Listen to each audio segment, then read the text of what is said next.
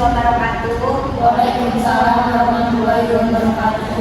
Selamat siang teman-teman. Terima kasih kepada teman-teman yang sudah menyempatkan waktunya untuk hadir dan mendengarkan presentasi dari kami. Izinkan kami memperkenalkan diri. Perkenalkan, nama saya Mega Wulandari. Perkenalkan, nama saya Wisnawati. Saya Anak Naziati. Saya Fenia. Saya Bella Lestari.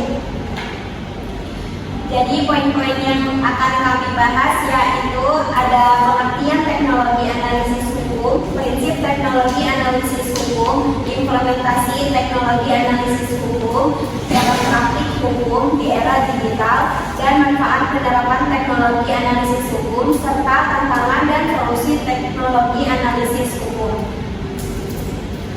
Teknologi analisis hukum merupakan penerapan teknologi informasi, khususnya kecerdasan buatan AI, pembelajaran mesin, machine learning, dan pemrosesan bahasa alami (NLP) dalam proses analisis data hukum. Tujuannya adalah untuk meningkatkan efisien, akurasi, dan aksesibilitas dalam praktik hukum, seperti penelitian hukum, prediksi hasil perkara, penyusunan dokumen hukum, dan manajemen resiko hukum.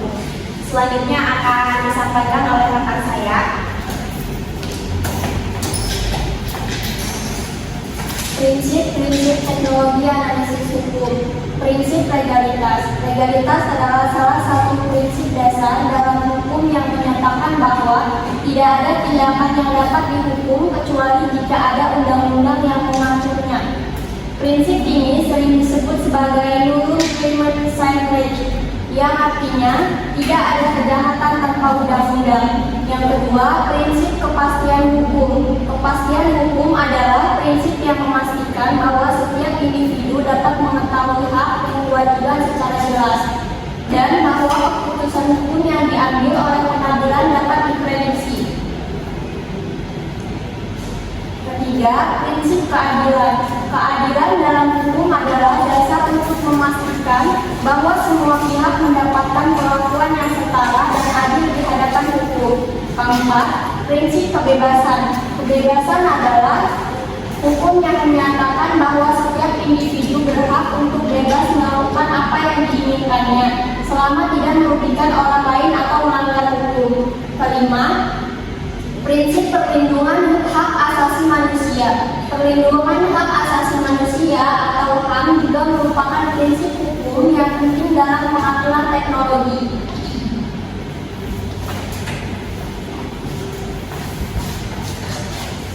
Selanjutnya ada jenis-jenis teknologi analisis hukum. Yang pertama, discovery and predictive analytics, yaitu mengumpulkan dan menganalisis data elektronik untuk mitigasi serta memprediksi hasil kasus dengan algoritma AI dan machine learning canggih. Kedua, kontrak lifecycle management and blockchain, otomatisasi pembuatan, pengelolaan kontrak, dan penerapan kontrak pintar berbasis blockchain guna transparansi serta efisiensi proses hukum. Selanjutnya ada e-court MPI, legal assistant, platform digital untuk pengajuan perkara dan konsultasi hukum berbasis chatbot untuk memperluas akses pelayanan untuk masyarakat. Selanjutnya ada big data and forensic digital, analisis pola kriminalitas dan pengumpulan bukti digital dalam kasus siber menggunakan teknologi forensik dan analisis big data. Selanjutnya, kelebihan dan kekurangan teknologi analisis hukum. Yang pertama, kelebihannya itu perlindungan hukum dan keamanan digital meningkat. Kedua, mendorong inovasi dan investasi teknologi hukum. Selanjutnya, standarisasi proses hukum dan kolaborasi lebih mudah. Kekurangannya yaitu ketidakpastian hukum dan potensi penyalahgunaan aturan. Kedua, keterbatasan adaptasi hukum terhadap perkembangan. Ketiga, biaya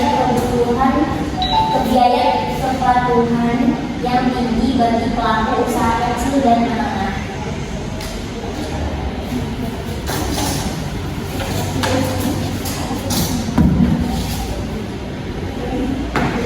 Selanjutnya, implementasi teknologi analisis hukum. Kemajuan teknologi informasi dan komunikasi TIK telah memberikan dampak besar di berbagai bidang terkecuali dalam bidang hukum. Salah satu perkembangan yang paling signifikan adalah munculnya teknologi analisis hukum. Teknologi ini memanfaatkan kecanggihan big data, artikel, AI, dan machine learning untuk membantu para profesional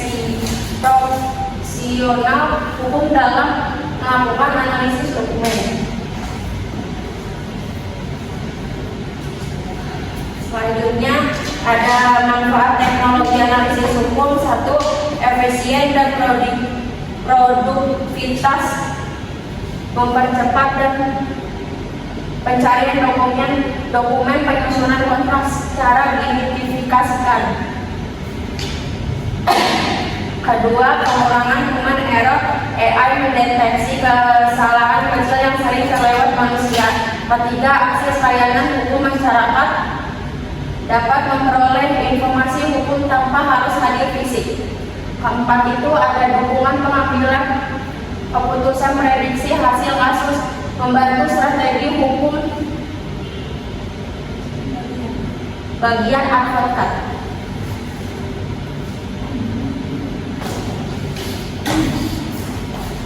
Selanjutnya di sini ada contoh implementasi di Indonesia. Yang pertama, Mahkamah Agung RI. Sistem ini memungkinkan pendaftaran perkara, pembayaran biaya perkara, dan pemanggilan sidang dilakukan secara online.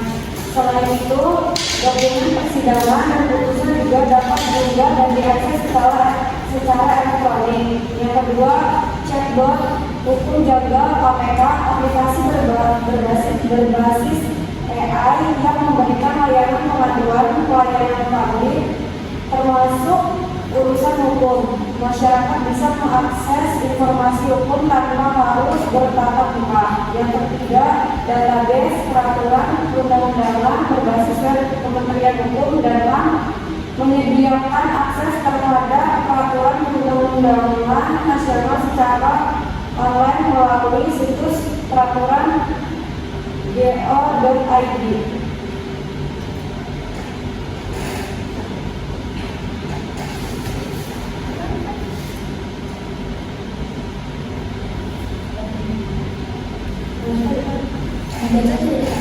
Selanjutnya ada tantangan dan solusi teknologi analisis hukum. Yang pertama, privasi dan keamanan data yang rentan, keterbatasan infrastruktur dan SDM hukum teknologi. Yang ketiga, regulasi yang melambat menyesuaikan perkembangan teknologi. Yang keempat, kejahatan siber dan etika AI yang belum tuntas diatur. Solusinya, reformasi, regulasi adaptif dan kolaborasi pemangku kepentingan. Yang kedua, edukasi dan peningkatan kapasitas pembuat kebijakan dan masyarakat. Yang ketiga, penguatan infrastruktur hukum dan SDM terampil. Yang terakhir, kerjasama internasional dan regulasi khusus AI serta perlindungan data.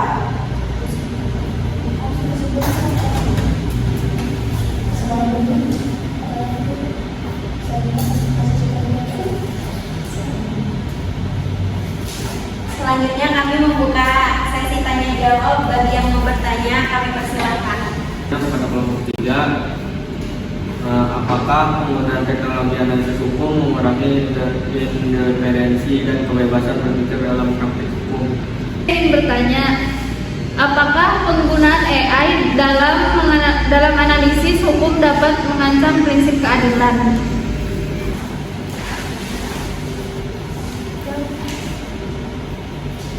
Izin menjawab pertanyaan dari Jaka. Pertanyaannya itu, apakah penggunaan teknologi analisis hukum mengurangi independensi dan kebebasan berpikir dalam praktik hukum?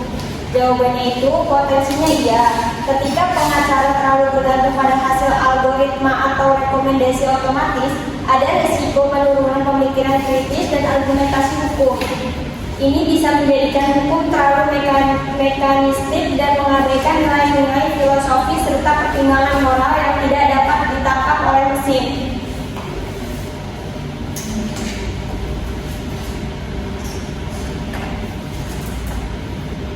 Izin menjawab pertanyaan dari Mira. Pertanyaannya, apakah penggunaan AI dalam analisis hukum dapat mengancam prinsip keadilan? Jawabannya iya.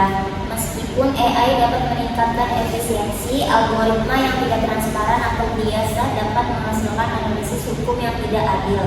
Jika sistem AI dilatih dengan data historis yang bias, ia bisa memperkuat ketidakadilan yang sudah ada, seperti diskriminasi terhadap kelompok tertentu.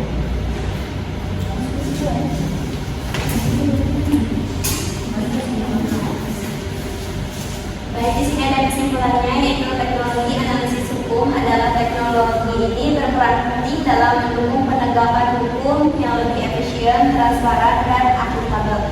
Dengan pemanfaatan teknologi seperti Ektor, baik data, kecerdasan buatan AI, dan blockchain, proses hukum dapat dipercepat, bukti digital dapat dianalisis dengan lebih akurat, dan manipulasi data dapat diminimalisasi. Teknologi juga memperluas akses masyarakat terhadap layanan hukum, termasuk di daerah terpencil, sehingga mendukung keadilan yang lebih inklusif. Cukup sekian dari kelompok kami, kurang dan lebihnya mohon maaf. Wassalamualaikum warahmatullahi wabarakatuh.